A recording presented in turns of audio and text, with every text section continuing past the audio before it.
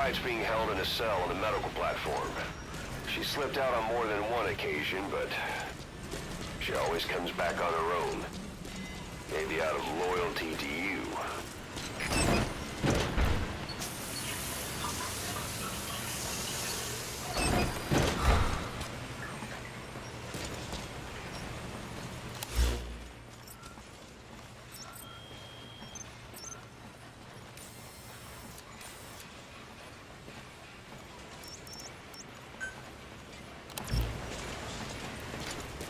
Boss, welcome home. Up early, huh, boss?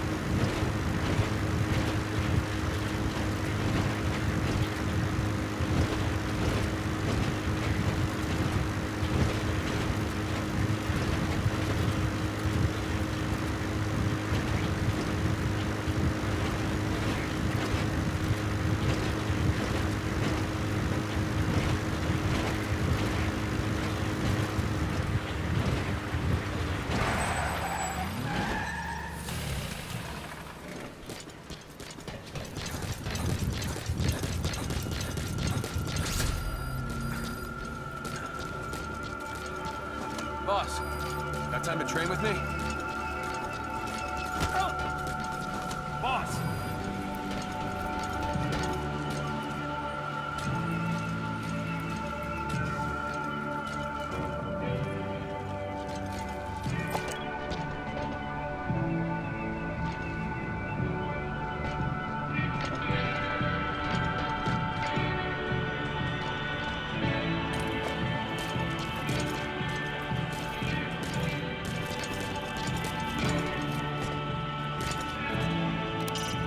Emmerich is developing the walker gear for you and is supporting the R&D team from confinement. We're continuing to monitor him to make sure he doesn't try anything.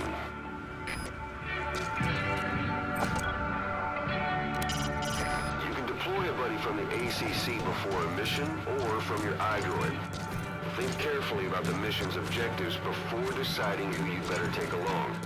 If you develop specialized equipment for them, they'll be able to help you out in even more situations.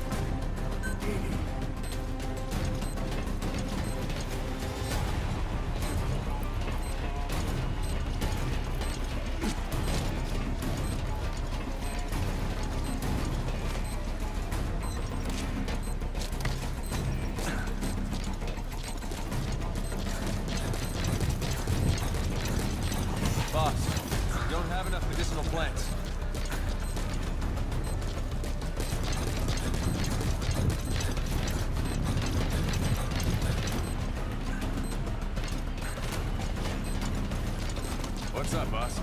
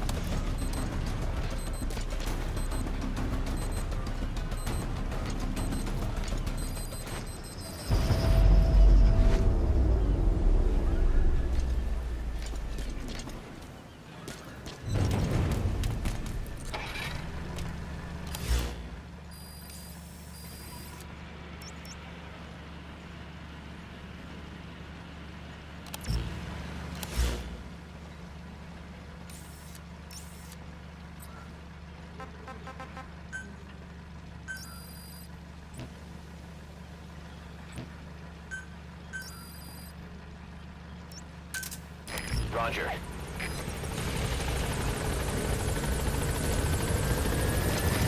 This is B-Quad. Arriving shortly at LZ. Boss, you need supply. We're here for you.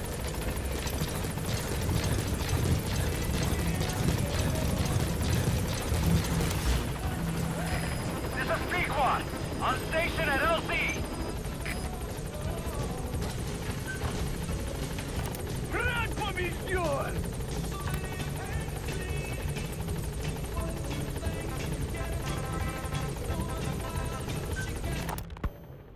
DD makes a pretty good partner, huh, boss? Too early to say.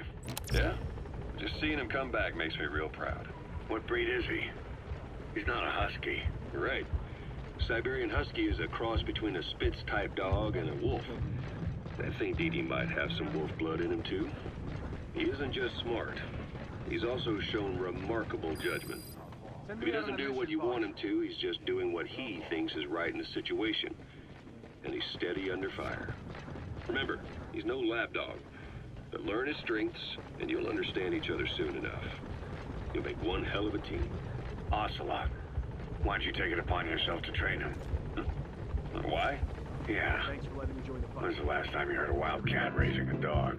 I have an eye for him. I knew at first glance he'd make the right partner for you. And I figured it was about time he got out into the world. So you passed him off on me. There, you see? I knew you liked him. I don't know about that yet. I still think he's trying to figure me out, too. I'll spend some more time with him. You'll see how helpful he can be. What about you? I prefer to work alone. Ocelots don't hunt in packs. Yeah, something like that. Anyway, I'm glad you like him. DD's really taken to you, too. And to going on your walks. Don't be shy about taking him with you in the future. I'll think about it.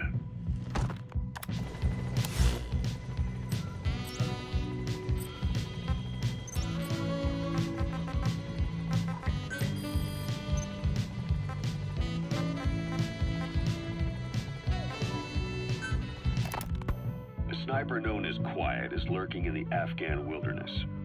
This Quiet has performed a string of hits on Soviet officers. The attacks always occur in the same area, but sweeps of the area turn up no traces whatsoever. They've even posted guards, but they never spot a thing. And then before you know it, another body's lying on the ground. You ever heard of someone who operates like that? No matter how still and silent a person tries to be, they always create some kind of ripple. Be it breathing, a heartbeat, eating, excreting, body temperature, sweat. If this sniper can really vanish completely, that's just not human. I guess quiet is the right name. But what is quiet's objective? The local guerrillas wouldn't use this kind of tactic. I just can't see them hiring some superhuman mercenary. And the Soviet officers who've been killed, well, they were all opposed to or skeptical of the secret weapons development being conducted in the area. Sure, they were a problem for those supporting it, but the Soviets have nothing to gain by killing them. So we have an assassin with superhuman combat skills who isn't working for the guerrillas or the Soviets. Miller has a theory that this sniper is a hitman for Cypher. He thinks it's time we silence Quiet for good. But I'm against the lethal treatment. I say we bring the sniper back alive and break that silence. Because even if this Quiet doesn't say a word, there's still plenty we can learn. Just remember this, boss. If our hunch is right, you'll be on this sniper's hit list too. If things seem a little too quiet when you're in the field, watch out. Quiet's out there somewhere. And if possible, this is one sniper I want back here breathing.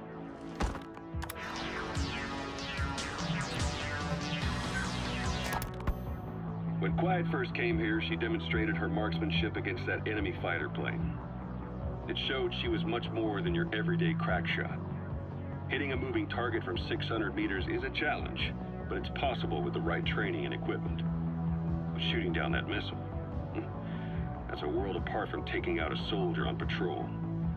The chopper and the missile were in motion, meaning different vectors at high velocity in three-dimensional space, and she shot an unguided bullet that had to fight air resistance and gravity. All that while the chopper was taking evasive maneuvers. Some of the best target leading I've ever known. She has a superhuman sense of spatial awareness. You put her in a fighter jet, and she'd be an ace right off the bat.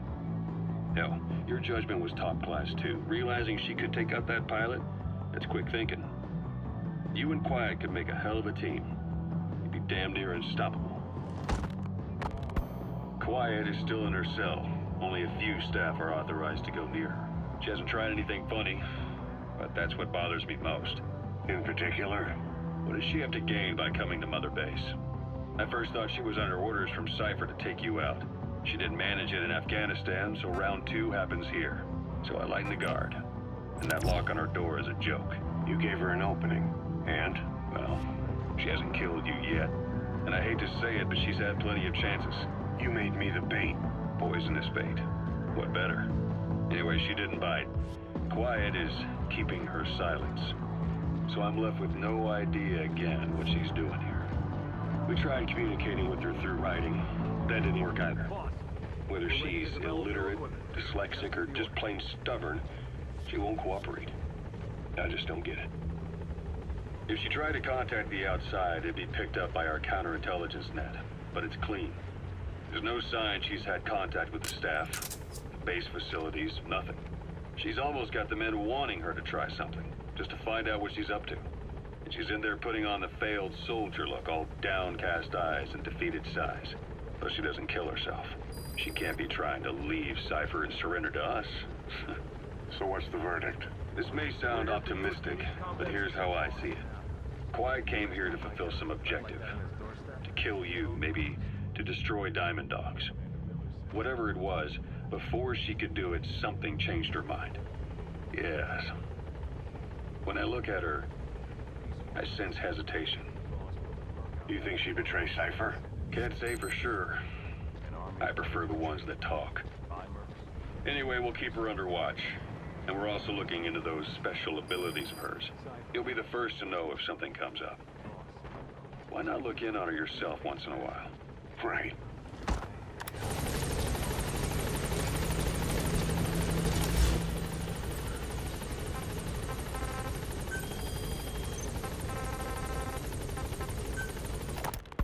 It wasn't just Cypher. Back in the Caribbean, every eye in the world was turned on us. A private army, just a bunch of guys with guns, in possession of a nuke? Why wouldn't they be uncomfortable? And that's why you made sure the inspection happened. Well, I thought our best move was to prove to the UN through the IAEA that we had no nuke. Of course, I was against us having it in the first place, but that was Snake's decision. The boss wasn't responsible. Well, don't get me wrong, I still believed in Snake. I thought I was making the best decision for all of us, that's all. I figured we should get a third party to exonerate us before proof of the nuke did get out. And who better to do that than an organization with international authority? So the truth is, you took it upon yourself to agree to an inspection arranged by the UN. Only the inspection was a ruse, and Cypher Strike Force XOF showed up instead. I had no idea that would happen. Enough bullshit! Oh, sure, like I could have known. You know, I was just trying to prove our innocence to the world. What's wrong with that? We're not interested in the excuses you've thought up. The truth is objective. Just see it from my point of view. You led XOF to the control tower. They seized it, giving them complete control over the base. Moments later, they detonated C4 on the strut legs. Anyone who'd managed to survive was hunted down by the assault force and their choppers. You can't believe I did that on purpose. That was the end of Mother Base. But it wasn't the end for you. How can you... Look, think about it. I lost something too. I built Zeke and it got buried underwater. I am a victim. That raises the big questions. Why were you the only one spared? You got away without a scratch. Why did Strangelove leave the base on the eve of the inspection? You two were close. Strangelove? And how did you manage to build something that surpasses Zeke in every way? Because you did everything they told you. You're the only one who didn't lose a thing. That is the truth. I was taken away against my will. Skullface forced me to do his research these past 9 years. He used me. I lost 9 years. 9 years. We all lost 9 years. It wasn't just you. I suppose blaming me makes you feel better, does it? But who's gonna give me back all the time I lost? You're not getting anything back. You're not a victim here, Emmerich. You're the perpetrator. I didn't know anything. Nobody can back that up. Yeah, all the evidence is at the bottom of the ocean. You know the hardest man to break. The type who's fooling himself. That takes time. It's easier to live a convenient lie than a painful truth. Is that the piece you've chosen, Doc? I'm not lying. Of course. Just let me check one or two things. On that day, you were in the control tower with them. Lucky you. That's how you got out unscathed. And you escaped on one of their choppers. Only you, right before the base went under. They had me blindfolded the whole time. I've never been so scared. The whole flight, I thought they'd kill me. But thinking of you kept me going. My comrades, all the way. And? There was a plane journey, then we traveled by road. When they finally took off the blindfold, I was in kind of a warehouse, on the floor. Afghanistan, it was that research lab. I couldn't believe they'd taken me halfway around the world. And soon enough, he came. Skullface. He's the one who's really behind that Mother Base attack. He forced me into that research. What kind of research? He told me to build a bipedal walking tank for the Soviet Union. Like Peace Walker. A system that could fire an ICBM-class nuclear weapon. That's how the Sahelanthropus project got started. Sahelanthropus. Those AI weapons I'd made in Costa Rica were like toys by comparison. A whole world apart from reptilian four-legged crawling and that ridiculous hunched-over bipedal waddling. My design evolved to the dawn of mankind, Sahelanthropus, the first steps towards humanity. An upright, bipedal weapon system. Originally, Sahelanthropus was going to be a manned weapons platform. I designed a cockpit in its head, and I planned to fill it with water as a buffering agent. Like how Paz modified Zeke for human control. Don't compare me to some amateur. I designed it for human control from the beginning. The problem was miniaturizing the posture control AI. You remember the reptile pod? The AI that controlled your unmanned weapons. Attaching it externally makes it vulnerable, so this time I wanted it beneath the armor. Meaning I had to make the AI smaller. I got it down to less than a tenth the size without any loss in computation speed. But it was still too big for the cockpit. There wasn't enough room for the pilot. If I made the head bigger, its body would have to be bigger to support it. Too big to be practical. In the end, human piloting was taken off the table. I tested a remote control system too, but there was the time lag and I wasn't satisfied with its precision either. Plus, it would be useless if the enemy jammed it. So next, I went back to trying an AI-only system. To do that, I had the AI pods recovered from Nicaragua. This was a hybrid AI, a combination of Peace Walker's reptile and mammal pods. The only AIs that had ever successfully operated an unmanned nuclear weapon system.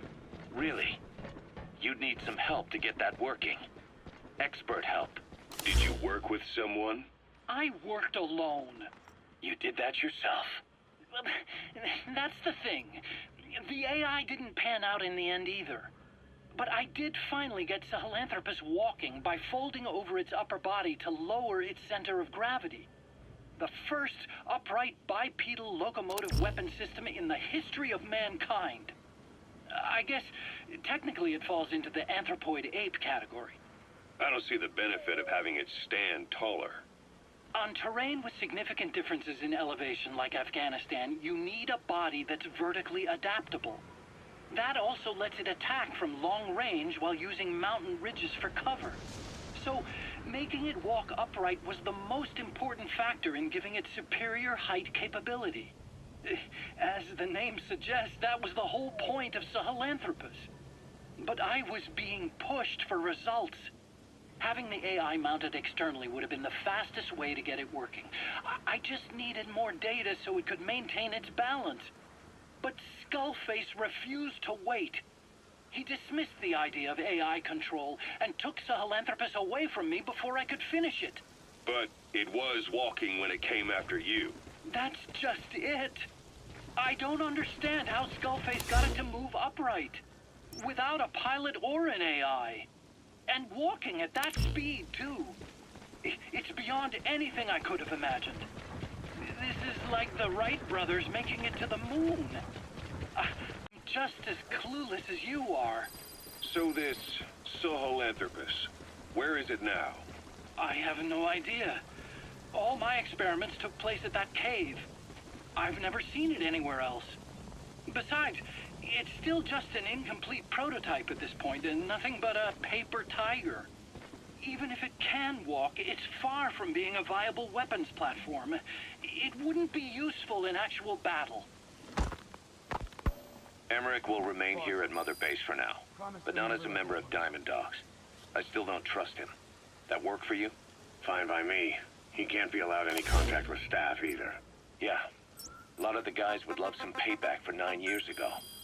We still need him alive. But we have to restrict his movements. He can only go where we tell him.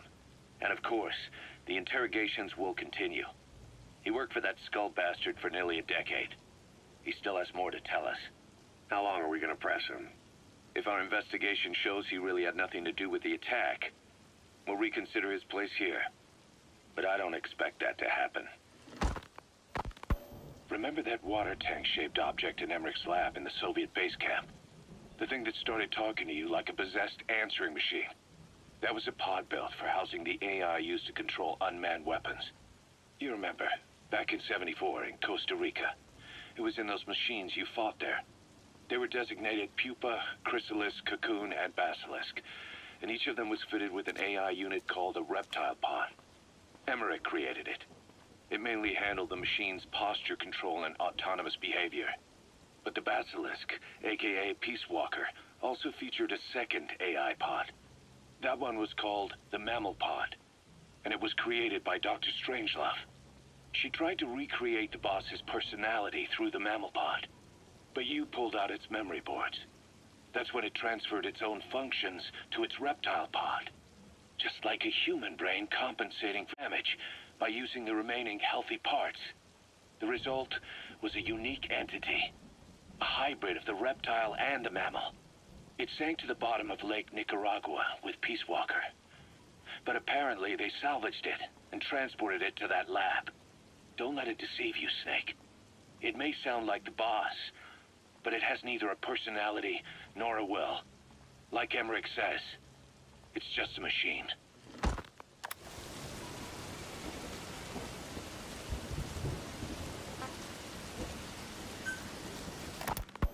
Ever since the attack on your unit 9 years ago, the name Big Boss has become known the world over. What do you mean? Those of your men who survived traveled far and wide. They fought throughout the world. In fact, they're part of the reason we have all these PFs now. Every one of them suffered their own phantom pain from losing you. Talking about you wherever they went helped to heal their wounds. Your actions and words, your legend, has been told on every battlefield they've set foot on. Obviously, as the tales have spread, the truth's been distorted, painted over. Big Boss sacrificed himself to show us the threat that Cypher poses. He sounded a warning, so it goes. A warning? Too much power destroys the hands that hold it. Apparently, you chose to be a living example of that. I never said any of that. The moment any truth is passed on, it starts turning into fiction. The problem is, fiction inspires people more than facts. To the world, you're now the legendary mercenary Big Boss. The lessons you've taught the PFs are the reason they're so widespread. They're the reason they've survived. And you know what they all aspire to? To one day go nuclear, just like you did, and stand up to Cypher.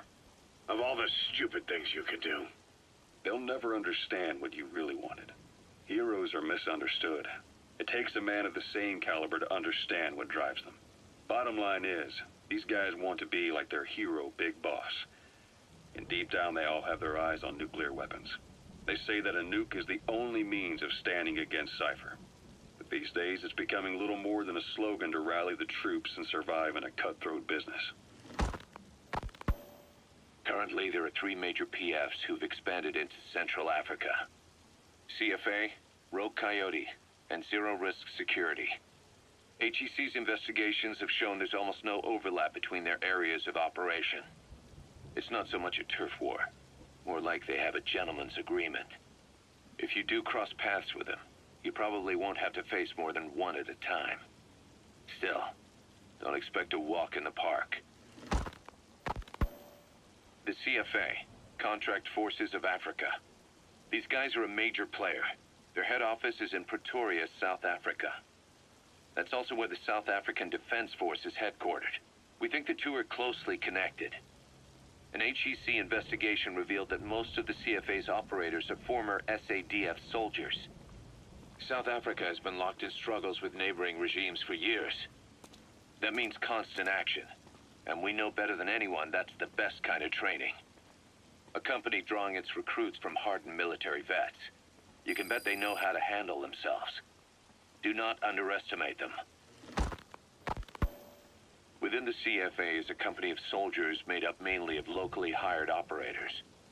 They speak Afrikaans to communicate with personnel from the CFA, but if you notice any speaking the local language, that's them. Though hired from the local population, they were originally part of a paramilitary group, so they'll have plenty of combat experience. And unlike their days shooting junkyard rifles out of beat-up pickup trucks, the CFA now supplies them with the latest gear from the West. On top of that, they've been combat trained by the South African Army. All that adds up to a much stronger fighting force. So don't brush them off. Look at the Angola-Zaire border region. The east bank of the Munene River in particular. It's a microcosm of a problem that stretches all across Africa. There's a civil war going on in Angola, fought between the government MPLA and the Western-backed UNITA. Zaire is still a dictatorship under President Mobutu, but numerous uprisings have broken out in its remote regions. With all the trouble elsewhere keeping their hands full, neither government has control over their side of the border. They depend on militias and PFs, as do the rebels.